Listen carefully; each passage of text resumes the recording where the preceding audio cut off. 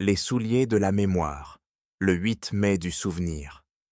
Puy-Belliard, petit village vendéen, respire la mémoire des drames et de la vie. La guerre est au fini, l'espoir revient. J'ouvre doucement la porte de cette vieille maison.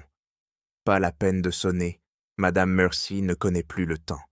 Tatassi, comme je l'appelle, cette vieille femme sans âge au chignon blanc, me regarde avec un pauvre sourire, hantée par cette terrible nuit. Avec son homme John Mercy, elle arrive en juin 1940 à Puy-Belliard, près de Chantonnay en Vendée. Réfugié, fuyant la guerre, il tenait une mercerie-lingerie à Charleville-Mézières dans les Ardennes. Devenu ouvrier agricole, l'homme n'a qu'un seul tort pour certains, celui d'être juif.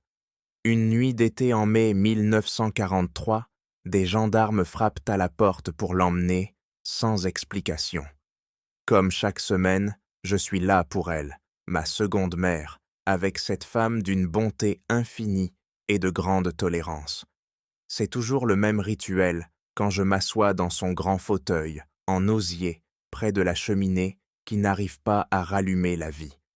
Comme chaque fois, je passe des heures à lui parler de mon adolescence avec mes débordements, mes rêves, mes émotions, mes rires et mes doutes. Je sais aussi que son vieux poste TDF qu'on écoute tous les deux ne lui donnera pas la bonne nouvelle qu'elle attend depuis des années. Dans la pièce à côté, elle va chercher une boîte en carton, l'ouvre doucement pour ne pas réveiller le malheur. Cette paire de souliers noirs est à Jean. Je l'ai attendu pendant des années.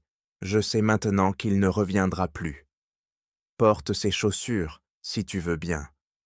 Je les ai usées jusqu'au bout, ces chaussures, entraînant derrière moi aussi le poids de la mémoire. Tatassi est parti un jour en silence pour un monde de lumière et de paix. Derrière le cercueil, on l'a accompagné dans l'espérance, et une fois seul dans le cimetière, j'ai enterré les souliers noirs de Jean au pied de Tatassi pour que la mémoire guide nos pas. Texte de Jean-Marie Roussière.